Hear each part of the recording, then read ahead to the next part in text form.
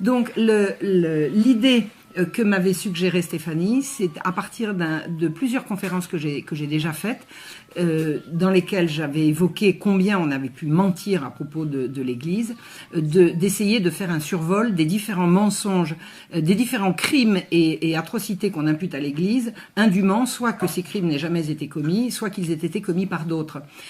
Donc le sujet dont je veux vous parler ce soir, je ne peux évidemment pas tout dire, il est bien évident qu'il y aurait énormément d'autres choses à dire que ce que je vais vous présenter, et il y a un certain nombre de choses dont j'ai déjà parlé publiquement. Donc habituellement j'essaye de ne pas jamais faire 2 fois la même conférence, donc je présente mes excuses d'ores et déjà à ceux qui savent déjà, qui ont déjà entendu ce que j'allais dire, et bien sûr je me suis efforcée de vous apporter un éclairage nouveau sur des sujets que je n'ai pas encore traités jusqu'à présent en conférence. Voilà. Alors, quand j'ai commencé mes études d'histoire, c'était en 2001, j'avais de l'Église catholique, de l'histoire de l'Église, une vision qui s'est totalement lézardée au fur et à mesure que j'entrais dans les textes et que j'étudiais. C'est-à-dire que on a, pour connaître l'histoire de l'Église, pour connaître l'histoire de France, on se réfère à une doxa qui est relayée en permanence beaucoup par la télévision, beaucoup par les livres, beaucoup par l'école, et on considère en général comme acquis, comme admis, un certain nombre de faits dont j'ai découvert, à ma stupéfaction, qu'ils étaient totalement erronés, totalement mensongers.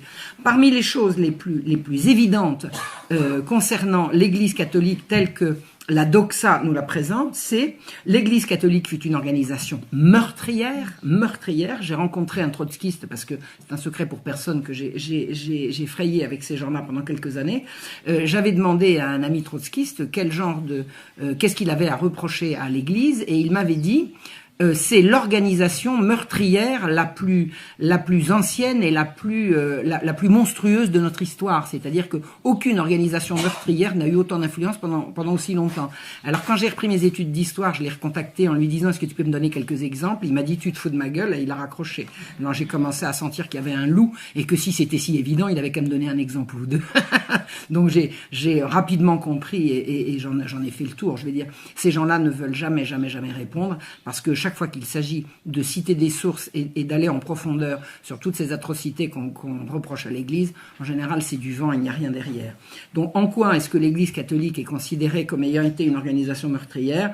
Je vous donne en vrac l'affaire Calas. Qu'est-ce que c'est que Calas? Calas est un protestant qui, sur pression de l'Église catholique, et grâce à Voltaire, tout le monde a pu voir, Voltaire a dénoncé l'atrocité, un protestant a été reconnu coupable d'un meurtre alors que c'était un suicide, uniquement parce qu'il était protestant, sur pression d'une affreuse Église catholique. La chasse aux sorcières, c'est bien connu, l'Inquisition, tribunal ecclésiastique, a brûlé pendant des siècles des dizaines, des centaines de milliers de sorcières, c'est bien connu. L'Église catholique a, pour ne parler que de la France, poussé à l'exécution après torture d'un jeune homme de 19 ans sous l'unique prétexte qu'il ne s'était pas découvert devant une procession. C'est le crime du chevalier de la Barre. Le chevalier de la Barre était un malheureux jeune homme qui pour une bêtise, pour une broutille, a été supplicié, torturé, décapité, brûlé, etc., etc. Donc c'est également un des combats de Voltaire. Voltaire fait beaucoup pour la propagation de ce genre de pseudo-informations dont je vais vous démontrer que ce sont des mensonges. Alors ça c'est l'affaire Labarre. Vous avez une autre affaire qui est bien connue, c'est Giordano Bruno. Giordano Bruno est un libre penseur qui a été brûlé vif à Rome en 1600 pour avoir été libre penseur, c'est-à-dire pour avoir pensé autrement que ce que l'Église lui imposait. Voilà. L'Église, c'est bien connu, est un repère de pédophiles. L'Église a été absolument toute puissante et tyrannique, et elle a pourchassé les laïcs jusqu'à ce que la Révolution, grand épisode libérateur, la remette au pas et libère enfin les citoyens de cette tutelle épouvantable. L'Église a pourchassé les protestants uniquement par fanatisme, elle prône la superstition, l'Église est une organisation criminelle, qu'on se le dise. La lumière est venue avec les Lumières, c'est le mouvement intellectuel qui précède la Révolution française de 30 à 40 ans à peu près. Les Lumières, c'est Voltaire, les Lumières, c'est Diderot, les Lumières, c'est d'Alembert, les Lumières, c'est Montesquieu. Vive les Lumières. La raison a remplacé la superstition. La conséquence de ça, c'est la glorieuse Révolution. Remettons tout à l'endroit. Vous allez voir, tout est faux, absolument tout est faux. Je vais vous expliquer ce que j'ai découvert en faisant de l'histoire. Je tiens à vous préciser ici que je ne suis pas une historienne plus maligne que les autres, ni plus historienne que les autres. Tous les historiens qui font le travail que je fais arrivent exactement aux mêmes conclusions que moi. Le souci, c'est que vous pouvez écrire des livres, si ces livres ne sont pas relayés par les médias, vous pouvez, c'est absolument inutile.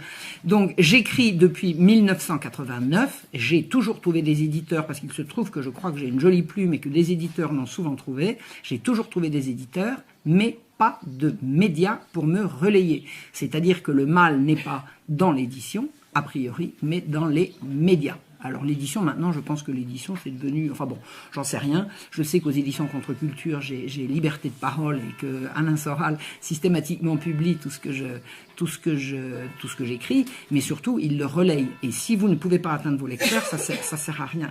Donc, les historiens, je m'entends en général très bien avec les historiens. Alors, je connais des historiens malhonnêtes. J'ai eu notamment une prof à l'université qui était d'une malhonnêteté insigne. Bon, mais la majorité des professeurs que j'ai eu à l'université étaient des gens très bien qui m'ont appris à travailler. Donc, je ne suis pas du tout une historienne d'exception. Ce qui fait mon originalité, c'est simplement que je vous parle. Alors qu'en général, les historiens, dans un milieu universitaire, se parlent entre eux. Voilà.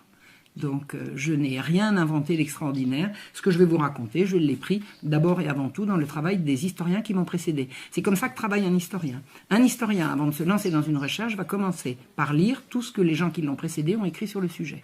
Donc, respect à mes confrères, respect à mes prédécesseurs. Qu'on se le dise, je ne suis pas du tout une historienne d'exception. Alors, j'ai déjà traité longuement, mais je vous en reparlais ici, l'abominable affaire Calas. Qu'est-ce que c'est que l'affaire Calas?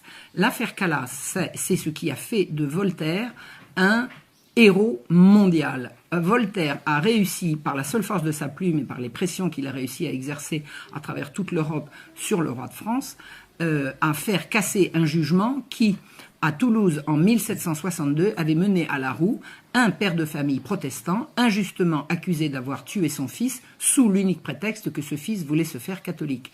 Voltaire a démontré, par une série de factums, de lettres, de livres et de pressions diverses, il a démontré que le fils s'était suicidé, que la foule, en délire uniquement par fanatisme anti-protestant, a laissé croire, a fait circuler le bruit que le fils voulait se faire catholique et que le père l'aurait tué pour ça. Or, nous dit Voltaire, le fils était dépressif, il n'avait pas réussi à faire le métier qu'il voulait, il voulait devenir avocat, mais comme son père était protestant, il n'a pas réussi à devenir, il n'a pas pu devenir avocat, il n'a pas pu suivre sa vocation et il s'est suicidé. Et c'est la méchanceté, la malignité d'un système inféodé à l'Église et surtout très à l'écoute du fanatisme populaire, du fanatisme catholique, pour Voltaire c'est la même chose, qui a poussé des juges prévenus, on disait des juges prévenus, c'est-à-dire qui ont jugé avant de savoir, à rouer vif un homme innocent. Alors je vais vous dire ce qu'on trouve dans l'affaire Calas quand on l'étudie de près. Calas était un marchand, effectivement protestant, dans une France où en principe il n'y avait plus de protestants, c'est-à-dire qu'avec la révocation de l'édit de Nantes, officiellement tout le monde était catholique, donc si des protestants voulaient continuer de pratiquer leur culte, c'était en secret, dans les secrets des familles, les gens savaient qu'un tel était certainement encore protestant, peu importe. L'affaire Calas est la suivante. Jean Calas, alors le 1761 date du meurtre, date de la mort du fils Calas. On est en pleine guerre. La France est en guerre contre des pays protestants. La France catholique est en guerre contre des pays protestants. Donc une certaine méfiance se manifeste dans la population vis-à-vis de protestants qu'on peut éventuellement soupçonner de vouloir la victoire de l'ennemi. Mais à part ça, les habitants de la rue des Filatiers continuent d'acheter du drap chez Jean Calas. Je veux dire, il n'y a aucune espèce de discrimination. Les Calas sont intégrés dans leur quartier. Personne ne leur fait la tête particulièrement. Il n'y a pas de souci. Ils ont des clients. Et le fils Calas, Marc-Antoine, que son père ne payait pas pour travailler dans la boutique, n'avait pas pu devenir avocat, non pas parce que l'Église lui avait refusé, parce que l'Église n'avait rien à refuser, mais parce que au moment où on lui avait demandé, pour pouvoir prêter serment comme avocat, on lui avait demandé de chercher et de fournir un certificat de catholicité, avait refusé de se plier à la demande, parce que protestant il était resté et il ne voulait pas tricher. C'est-à-dire qu'on ne peut pas dire qu'on lui a refusé de devenir avocat, c'est lui qui a refusé de se plier à la comédie. Ça veut dire que Marc-Antoine Calas était protestant de cœur. Alors, pourquoi a-t-on raconté qu'il voulait se faire catholique et que ce serait la raison pour laquelle son père l'avait tué? Eh bien, les gens qui se sont penchés sur le dossier peuvent vous faire savoir que Marc-Antoine Calas a fait savoir à son père qui refusait de le payer, puisque c'est comme ça, je vais me faire catholique. Le petit frère, il avait déjà un petit frère qui, se faisant catholique, avait été chassé par son père, et son père avait été obligé de lui verser une pension, non pas une pension à titre de punition parce qu'il l'avait chassé, mais simplement parce qu'un enfant doit être soutenu par son père jusqu'à ce qu'il soit en état de se soutenir lui-même. Donc, pour payer les études du jeune frère et pour lui permettre de s'installer, la justice avait obligé Jean Calas à lui verser une pension. Et le frère aîné, Marc-Antoine, dans l'impossibilité à la fois d'être payé et de s'installer où que ce soit, puisque son père ne lui donnait pas les moyens, a fait savoir à son père, a fait croire à son père et a raconté dans le voisinage qu'il allait se faire catholique. Et plusieurs personnes ont entendu effectivement Marc-Antoine Calas dire qu'il allait se faire catholique. C'était certainement pas une raison de le tuer. Par contre, le fait qu'il avait volé des dizaines de pièces d'or à son père le jour du meurtre, là, ça éclaire quelque chose, l'affaire d'un jour tout à fait nouveau. Marc-Antoine jouait de l'argent qu'il n'avait pas, il volait son père. Jamais Voltaire, qui était au courant de tous ces détails, n'en a parlé. L'affaire Calas n'est absolument pas une affaire religieuse. Le fait que Marc-Antoine Calas ait été protestant, c'est l'aubaine de Voltaire, ça n'est absolument pas le malheur de Jean Calas. Jean Calas a été exécuté pour avoir étranglé son fils.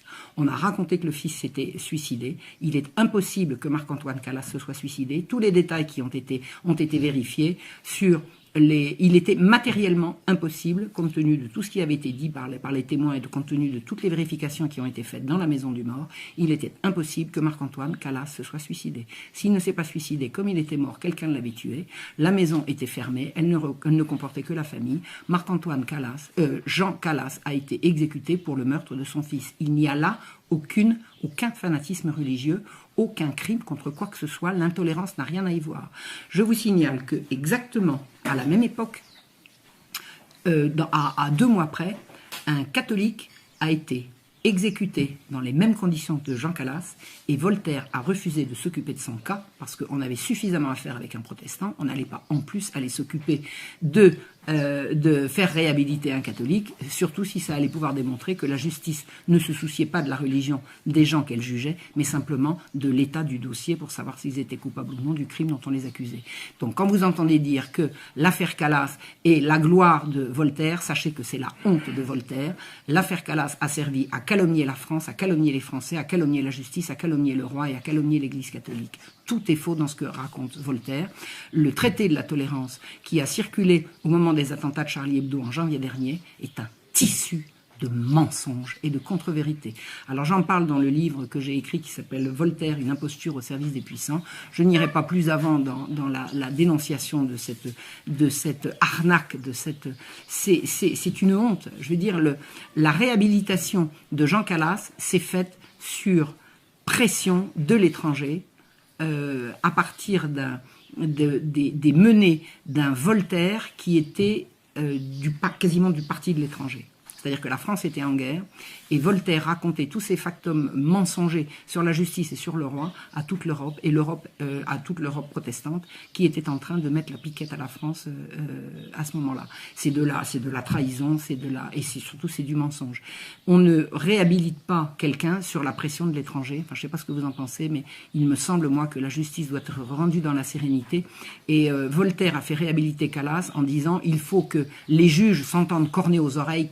Calas, le matin, le midi, le soir, par leur maîtresse et par leur valet. C'est pas comme ça qu'on rend la justice. La réhabilitation de Jean Calas est une honte. Voilà ce que je voulais vous dire à propos de ce prétendu crime catholique contre un malheureux protestant innocent. L'Inquisition et la chasse aux sorcières. J'ai écrit un petit fascicule également là-dessus quand j'ai découvert que l'Inquisition, dont tout le monde croit, on prétend, on fait circuler que l'Inquisition au Moyen-Âge a brûlé à peu près 1 million de sorcières. Voilà. Alors je vais vous dire, dans l'Inquisition au Moyen-Âge a brûlé 1 million de sorcières, il y a 4 propositions fausses. C'est-à-dire que c'était pas l'Inquisition, c'était pas au Moyen-Âge, c'était pas que des sorcières, et c'était pas l'Inquisition, c'était pas 1 million, c'était pas que... Voilà. Alors, qu'est-ce que c'est que l'Inquisition a brûlé 1 million de sorcières au Moyen-Âge? Bon, l'Inquisition n'a jamais brûlé de sorcières. L'Inquisition est un tribunal ecclésiastique qui a pourchassé des hérétiques. Des hérétiques. Une sorcière n'est pas une hérétique. La chasse aux sorcières, qui est un phénomène incontestable et abominable, est une folie collective qui s'est emparée de l'Europe après le Moyen-Âge, les juges qui ont jugé les sorcières, et effectivement des malheureuses femmes innocentes dans la plupart des cas, pas toutes, parce qu'il y avait effectivement des femmes qui se rendaient coupables de sorcellerie, et la sorcellerie c'est certainement quelque chose d'abominable, susceptible de semer du trouble dans les communautés, dans les villages et dans les villes. Mais les tribunaux qui ont pourchassé des dizaines de milliers de sorcières, ce qui est bien suffisant pour en faire une atrocité à l'échelle de l'Europe entière, pas de l'Europe orthodoxe, je veux dire pas de, c'est l'Europe catholique. C'est seulement quelques dizaines de milliers et pas 1 million. On est très très loin du compte. C'est après le Moyen Âge, c'est-à-dire après même la Réforme, c'est-à-dire que la Réforme protestante, c'est-à-dire le schisme qui a brisé, qui a déchiré l'Europe en deux, en faisant d'une partie de l'Europe des gens continuant de se référer au pape et une autre partie ne se référant plus au pape, ce qu'on appelle les protestants. Ce schisme a déstabilisé les communautés de croyants et la superstition, là où la religion n'avait plus la force, la superstition et la terreur a pris la place.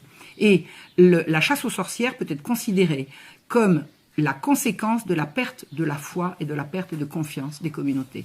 C'est un phénomène qui a duré à peu près 70 ans, qui n'est donc pas au Moyen-Âge, qui ne concerne absolument pas 1 million de personnes, mais quelques dizaines de milliers, ce qui est largement suffisant pour être atroce, et qui a été exclusivement traité par des tribunaux civils, et pas par les tribunaux religieux. Un tribunal qui s'emparait d'une sorcière, c'était une juridiction locale. La panique qui s'emparait des communautés villageoises ou des petites villes quand il y avait une affaire de sorcellerie était telle qu'un juge était saisi le matin et quelquefois la sorcière était brûlée le soir. L'Église n'a rien à voir avec ça, ni de près, ni de loin, ni de très très loin. Ni de très très loin. Ce sont les juges laïcs. En l'occurrence, les juges laïcs en question étaient des gens qui avaient une certaine tendance à vouloir s'occuper d'affaires religieuses. C'est-à-dire que les prétentions, et je vous en parlerai tout à l'heure, les prétentions des juges laïcs étaient de connaître d'affaires religieuses, mais ça n'était pas l'inverse. Ça n'était pas l'Église qui prétendait connaître d'affaires judiciaires. Voilà. Donc, l'Inquisition et la chasse aux sorcières, 4 mensonges dans une seule proposition que tout le monde considère comme vraie. Faites Inquisition chasse aux sorcières sur Internet, vous allez voir. Encore que maintenant, ma vidéo commençant à tourner pas mal, ça change. Mais au moment où j'ai fait ma recherche, au moment où j'ai voulu faire mon travail, on faisait Inquisition chasse aux sorcières. Alors, il y avait 100 000, il y avait 300 000, il y avait 1 million. Je crois qu'on est allé jusqu'à 5 millions, je crois, pourquoi pas. Enfin, on peut multiplier comme ça. Il aurait fallu plus de bois en Europe qu'il n'y en avait, vous vous rendez compte, pour brûler des gens, la quantité de combustible qu'il faut. C'était vraiment, c'est insensé, ça n'a pas de réalité, ça n'a pas de logique, ça n'a pas de sens, mais c'est surtout extrêmement mal intentionné. Faire croire que les tribunaux d'inquisition ont brûlé des sorcières, c'est une contre-vérité. C'est vouloir faire porter à l'Église un crime qui a eu lieu, oui, mais commis par d'autres, et qui a eu lieu et qui n'a pas eu ni les raisons, ni la situation chronologique, enfin je veux dire, ça ne se situe pas dans le temps, là où on l'a fait croire. Alors pourquoi dit-on que c'est l'Inquisition et le Moyen-Âge qui a brûlé les sorcières? C'est parce que le Moyen-Âge, à partir de l'époque des Lumières, comme le Moyen-Âge était très chrétien, le Moyen-Âge a été considéré comme une période obscure, sombre et abominable, et un certain Jules Michelet a beaucoup contribué par ses délires complètement, il était délirant Michelet, c'est un fou quoi, d'abord c'était un menteur, c'était un incompétent, il a jamais été historien, Michelet n'a jamais été historien. Il était agrégé de lettres. Bon, il aurait pu être agrégé de lettres et faire de l'histoire, mais il était agrégé de lettres et il faisait de la littérature. son histoire de France, c'est de la littérature, c'est pas de l'histoire. C'est-à-dire qu'en fait, il cherche à démontrer quelque chose et il va piocher ça et là ce qu'il va trouver pour le démontrer, mais ça n'a rien à voir avec une recherche historique. Une recherche historique, c'est prendre un sujet et aller chercher tout ce qui rapporte pour savoir où se trouve la vérité, même si elle vous déplaît. Et en l'occurrence, moi, je peux vous dire que quand j'ai démarré mes études d'histoire, j'étais totalement anticlérical. Bon, ben, j'ai trouvé la vérité, une autre vérité que celle que je croyais, et puis ça m'a permis de changer. Et c'est comme ça qu'on fait de l'histoire. Un bon historien, en principe, il ressort de sa recherche différent de ce qu'il était en entrant. Incidemment, je viens d'entendre, et ça je tiens absolument à le dire, alors je cafeterai pas, je donnerai pas le nom de la prof en question, mais je viens d'apprendre qu'à l'université, une professeure absolument directrice d'études a, à Paris 7, demandé à une étudiante de lui démontrer quelque chose pour avoir son mémoire de maîtrise. Ça n'est pas comme ça qu'on fait de l'histoire. On fait de l'histoire en prenant un sujet, un paquet d'archives, en allant au fond, en essayant de découvrir ce qu'il y a à découvrir. On ne fait pas de l'histoire pour prendre une thèse ou une hypothèse et d'essayer de la démontrer. Ça, c'est de l'escroquerie et c'est comme ça que ça peut également se passer dans certaines universités. Voilà. Alors, bien sûr, je n'accuse pas l'université. Moi, elle m'a tout appris. Mais il faut savoir qu'il y a des gens comme ça et des gens comme ça auxquels je me suis frotté personnellement et je ne suis pas la seule. Voilà. Donc, pour revenir à l'Inquisition et à la chasse aux sorcières, ce que je voudrais vous faire savoir, c'est que le pape a appelé, en vain pendant longtemps, mais il a fini par avoir gain de cause, mais c'est pas lui qui a tranché, c'est le roi de France en l'occurrence, le pape et des religieux, notamment les jésuites, n'ont cessé dans la chasse aux sorcières d'en appeler à la raison, à la modération et à la raison, à la raison. Là où des gens complètement hystériques disaient que telle femme avait fait ceci et fait cela, des prêtres allaient voir les juges en disant « Regardez, ce que vous avez là, c'est une femme qui délire, c'est une femme qui est malade. » Le pape a demandé qu'on cesse de poursuivre des femmes innocentes contre lesquelles il n'y avait aucune charge. L'Église n'a rien à voir. Elle a au contraire essayé de calmer le jeu. Et si elle ne l'a pas calmé avant, c'est parce qu'elle n'en avait pas les moyens, dans la mesure où ça n'était pas l'Église qui jugeait, l'Église n'avait pas le moyen de condamner les juges qui faisaient leur métier. Qui a arrêté la chasse aux sorcières en France? Louis XIV. Louis XIV. Sur des rapports qui lui ont été envoyés par son ministre Colbert, qui avait fait faire des enquêtes dans les provinces, Colbert a fait un rapport à Louis XIV lui montrant tous les abus abominables de la chasse aux sorcières, et Louis XIV a tranché en disant « J'interdis désormais que l'innocence soit en but à l'avarice et à la méchanceté. » C'est pas la méchanceté, c'était un autre mot, mais c'était ça. Donc qui a arrêté la chasse aux sorcières? Le roi. Qui l'a menée dans le royaume de France? Les petits juges laïcs, les tribunaux civils. Voilà. J'ai encore d'autres choses à vous raconter sur les quelques mensonges encore éhontés à vous évoquer concernant ce qu'on reproche indûment à l'Église. Vous avez entendu parler, je suppose, de l'affaire Giordano Bruno.